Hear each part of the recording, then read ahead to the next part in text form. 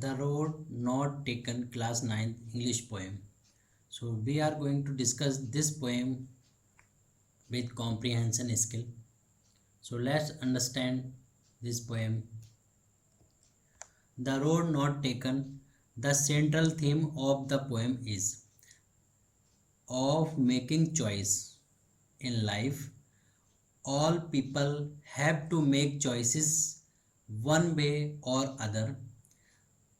These choices make the future course of life. सो इस poem के में the road not taken poet बताना चाहता है हमें कि लाइफ में चॉइसेस करने पड़ती हैं, चुनना पड़ता है चीज़ों को। अगर हमारे सामने 2 चॉइसेस हैं तो उनमें से 1 चॉइस को भी चुनना पड़ता है। तो उसी से रिलेटेड एक पोएम है जो पोइट ने लिखी है। तो the road not taken, the road का मतलब है पर्टिकुलर रोड की बात कर रहे हैं, किसी एक पर्टिकुलर रोड की बात जो उसने नहीं ली। इसका मतलब 2 रोड होंगी, उनमें से उसने एक रोड की चॉइस की होगी और एक रोड की नहीं की होगी। इट मीन्स अगर हम लाइफ का डिसीजन देखें तो लाइफ में हमें डिसीजन लेना होता है तो 1 वे में हमें जाना पड़ेगा, तो वो हमारा चॉइस करना होता है। उसको पोइट ने यहाँ पर पोइट के पोएम के थ्रू हमको समझाना चाहा है, अंडरस्टैंड किया है। So two road diverse in a yellow wood. Yellow wood means होता है जब ऑटम सीजन आता है। ऑटम सीजन समझते हैं, जैसे अपने फरवरी और मार्च के आसपास का जो सीज़न आता है ऑटम सीजन होता है। तो क्या होता है, उस समय बहुत सारे फ्लावर्स निकलते हैं, हरी भरी वादियाँ हो जाती हैं। तो टू रोड्स डाइवर्स, तो 2 रोड्स हैं, जैसे ये इस तरीके से डाइवर्स हो गई। अब पोइट यहाँ खड़ा है और ये कहाँ, yellow wood. Yellow wood means ऐसा एक फॉरेस्ट जो बहुत पुराना हो बट जिसमें फ्लावर्स येलो टाइप के होते हैं। हम कह सकते हैं कि ऑटम सीजन की बात कर रहा है, उस समय शायद पोइट वहाँ पे स्टैंड होगा। तो 2 रोड डाइवर्स, 2 रास्ते जा रहे हैं ऐसे। And poet says sorry I could not travel both. Poet बोलता है मैं दोनों रास्तों को नहीं चुन सकता।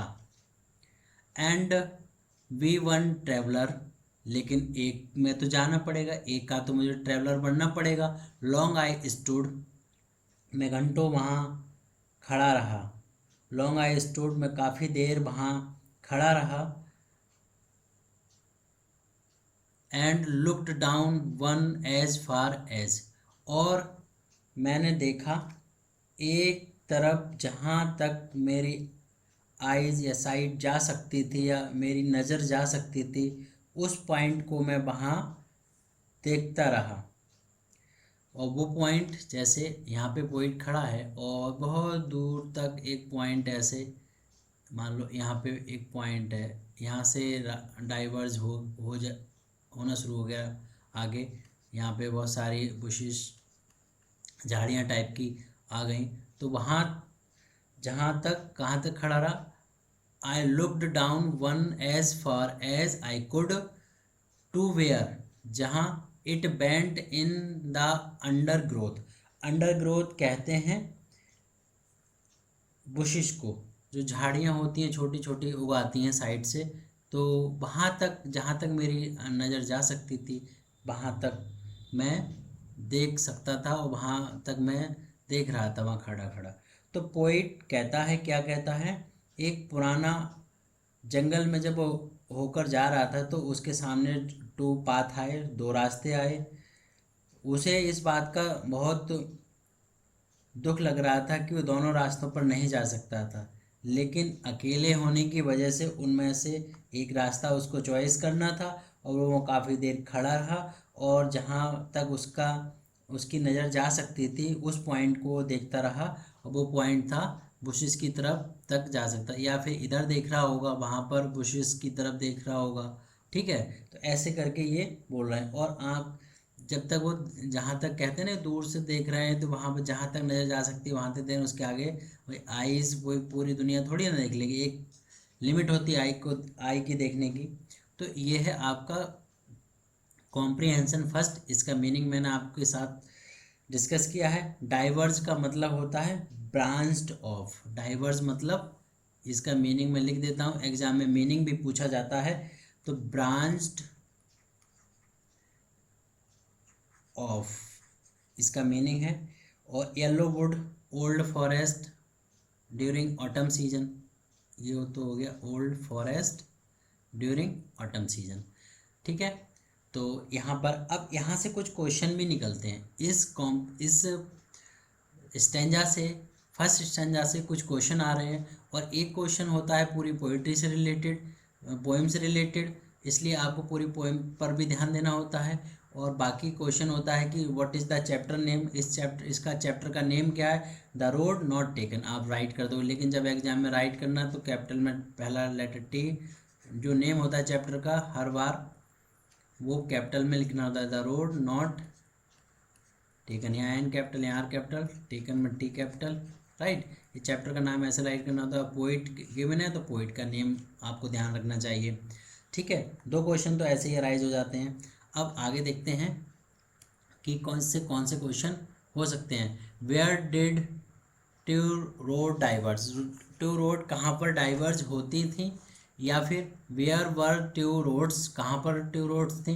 What was the author's difficulty, author की क्या डिफ़िकल्टी थी। Where does the traveller find himself, उसने अपने आप को कहाँ पाया। The problem does he face, क्या उसने प्रॉब्लम फेस किया। तो ये बहुत सिमिलर टू मिलते जुलते क्वेश्चन हैं, इनके क्या आंसर होंगे वो मैं आपको बता देता हूँ। तो टू रोड्स कहाँ पे डाइवर्ज हो रही थी, अभी आपने रीड किया था मेरे साथ comprehension. Two roads diverge in a yellow wood forest, yellow wood forest में डाइवर्ज होती थी टू रोड्स। ठीक है, फिर पोइट वहाँ पे क्या कर रहा था, वहाँ पर जो पोइट था उसने वहाँ पे क्या किया, देखो where were the two roads, ये तो where what was the author's difficulty, उसकी डिफ़िकल्टी क्या थी, अब इससे रिलेटेड आंसर होगा।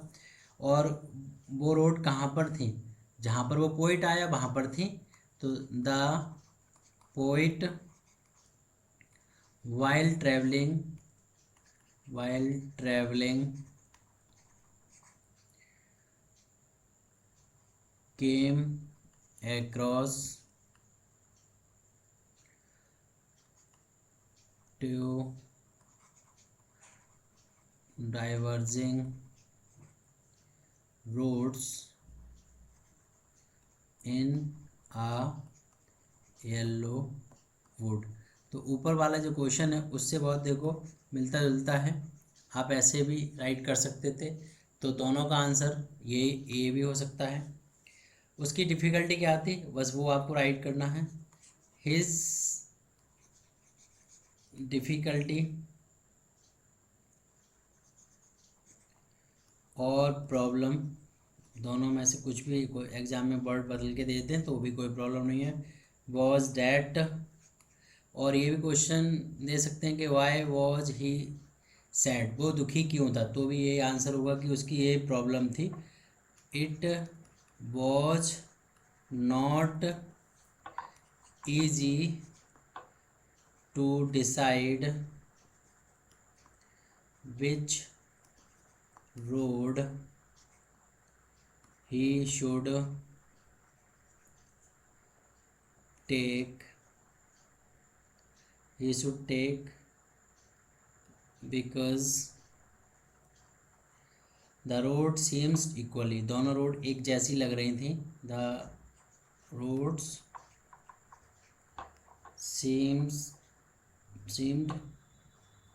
seemed equally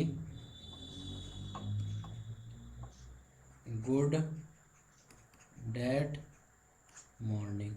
तो उस समय उस सुबह दोनों रोड एक जैसी लग रही थी देखने में, इसलिए पोइट के सामने डिफ़िकल्टी थी, वो उसमें से चॉइस नहीं कर पा रहा था। क्वेश्चन नेक्स्ट है, Y did the poet feel excuse और सॉरी देयर यहाँ पर वाई फील सैडनेस भी दे सकते हैं, सैडनेस दुखी क्यों था। और वहाँ why did the poet stand there, वहाँ पोइट क्यों खड़ा था। Give the meaning of diverse, देखो मैंने अभी कहा था ये इनकी मीनिंग मैं दे चुका हूँ। अंडर ग्रोथ मतलब बुशिश, इसका मीनिंग मैं बता देता हूँ, बुशिश झाड़ियाँ। ठीक है, तो ये दो ऊपर क्वेश्चन है, इनके आंसर मैं राइट यहाँ पर ही कर देता हूँ, स्पेस है। तो the poet field the poet felt और फीलिंग सैडनेस ऐसे भी आए तो भी आप राइट करना, एक ही answer. The poet felt sorry that he could not travel on the both road, वो दोनों में से बोथ रोड, वो दोनों में से एक रोड पर जा पाता, दोनों में नहीं जा पाता, ये क्वेश्चन था। तो पोइट वहाँ पे क्या कर रहा था, स्टैंड कर रहा था। पोइट खड़ा खड़ा क्या सोच रहा था, why did the poet stand there, poet वहाँ पे क्यों खड़ा था। So the poet stood long trying to see one of the roads as far as he could, वो एक रोड को जितना दूर तक देख सकता था वो वहाँ खड़े खड़े देख रहा था। तो ये फर्स्ट स्टैंजा के कॉम्प्रिहेंशन भी कर लिया और इसका हमने मीनिंग भी समझ लिया। अब ये सेकेंड स्टैंजा है, इसका मीनिंग को हम समझ लेते हैं। Then took the other just as fair, फिर पोइट ने क्या किया, सेकंड जो पाथ था उसको उसने चॉइस कर लिया, चुन लिया।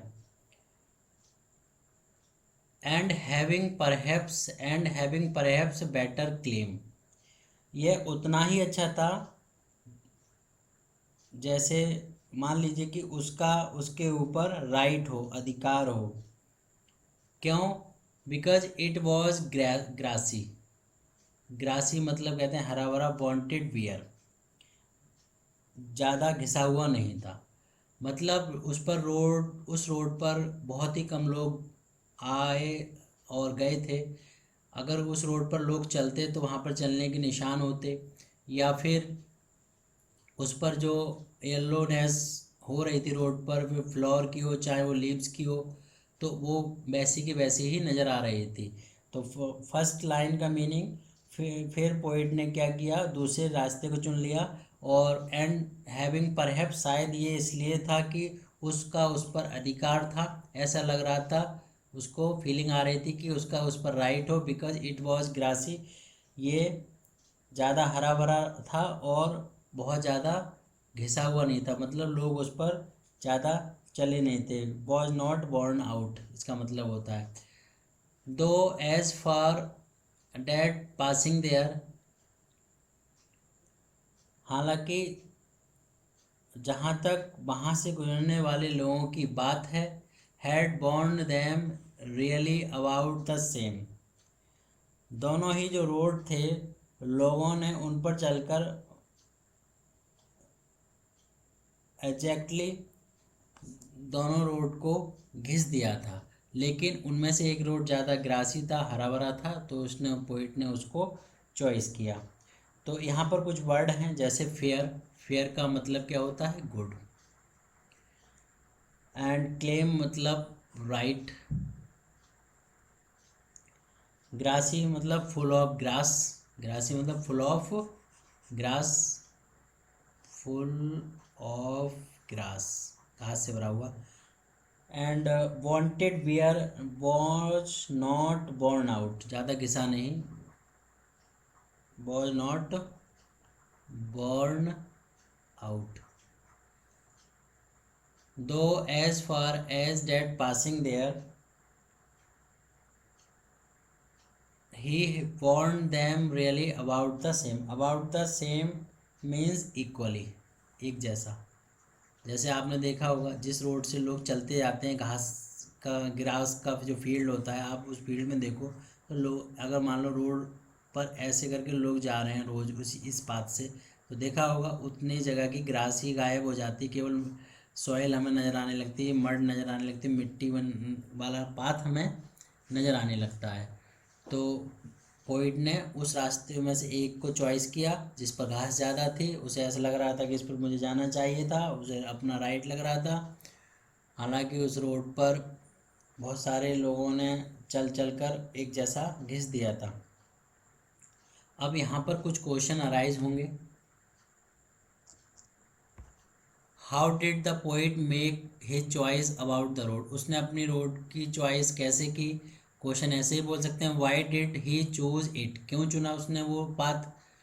तो आंसर क्या है भाई, the poet stood a long time watching them. Poet ने क्या किया, आपने लास्ट पैरा में देखा था कि बहुत देर तक वहाँ खड़ा रहा। अब देखो इसमें इस लाइन इस स्टेंजा में ये तो था नहीं कि बहुत देर तक खड़ा रहा, वो तो फर्स्ट स्टेंजा में था।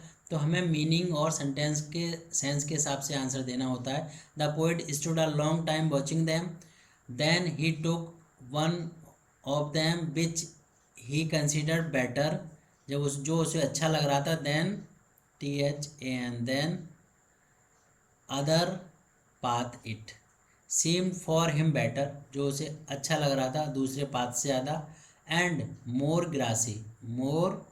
Grassy and also less bond, कम घिसा हुआ था और ज़्यादा हरा भरा लग रहा था। उसने वो पाथ को चॉइस किया, चुना। नेक्स्ट क्वेश्चन है, what was the condition of the road and how were the roads there, कैसे रोड्स थे या कंडीशन कैसी थी। Answer, on that morning two roads looked very similar और इक्वली टू ईच अदर, एक जैसे लग रहे थे, and covered with the leaves. देखो मैंने कहा था ना ऑटम सीजन है तो जो नीचे या तो लीव्स होंगे या फ्लावर पड़े होंगे ढेर सारे, वो भी येलो कलर के, with leaves, one of them more grassy and less bond, इसलिए उसने वो पाथ को चुना था। What do the words the other refer to, other का यहाँ पे क्या सेंस बनना है, क्या meaning. The word refer to other refer to the word one of the roads which he found in yellow forest, it was the road which he finally choose। ठीक है, जो येलो फॉरेस्ट में उसने एक word refer किया था, other का मतलब यहाँ पे जो वर्ड जो पाथ उसने चूज किया था वो पाथ की बात कर रहे हैं, तो उसी के से रिलेटेड क्वेश्चन है। How had he how had the roads been worn, reason आपको पता है, these roads had been worn by the feet of the people who walked over them, लोगों ने उस पर चल चल कर उसको घिस दिया था। तो मीनिंग बोर्न आउट का स्पेंड ले इन लीव्स का मतलब covered with leaves, trodden black का मतलब होता है stepped on the crash.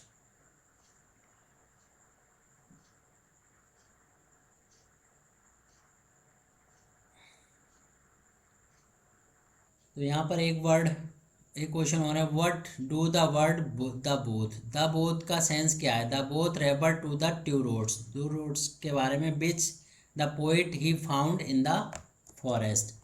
Y did he keep the first for another day, उसने फर्स्ट रोड को क्यों छोड़ दिया दूसरे दिन के लिए। तो इसका आंसर एंड में जाके मिलता है, लेकिन अगर आपसे फर्स्ट स्टैंजा में इसका क्वेश्चन पूछ लिया जाए तो, या सेकंड में पूछ लिया जाए तो, आपको ये मैंने बताया कि एक क्वेश्चन जो होता है रिलेटेड टू फुल पोएम से होता है। He could travel only one of the two roads, he liked both road, दोनों रोड उसे अच्छी लग रही थी, बट ही डिसाइडेड, यहाँ पे but he decided to travel on the second, लेकिन उसने सेकेंड पाथ को चॉइस किया, and keep the first for another day, और उसने सोचा कि फर्स्ट वाला रोड पर कभी किसी दिन जाएंगे, किसी दिन उससे ट्रैवल करेंगे। Why did the poet doubt में क्यों था। He doubted whether he would really able to travel on the first road, and the second road would connected him many new roads। वो डाउट में ये था कि पहला जो रोड था वो एबल टू ट्रैवल जाने के लिए है, लेकिन जो सेकंड रोड था वो कई रोड से कनेक्टेड था। मीनिंग ट्रोडन का मैंने बता चुका हूँ, walking with heavy step, heavy step के साथ चलना। बेदा साय का मतलब होता है आहा भरना, या फिर एक दुख के साथ, विद सौरों के साथ feeling. Age, ages and ages hence, after a very long period from now. Ages and मतलब आज से आगे के टाइम में, बहुत समय के बाद। डाइवर्स मतलब सेपरेटेड होती हैं। एंड लेस ट्रैवल का मतलब less used. External in a different direction का मतलब होता है, इसका भी मतलब डाइवर्स होता है। तो which path of the poet choose, कौन सा पाथ चॉइस किया था? Second, which had been less travelled by, जो कम चला हुआ था।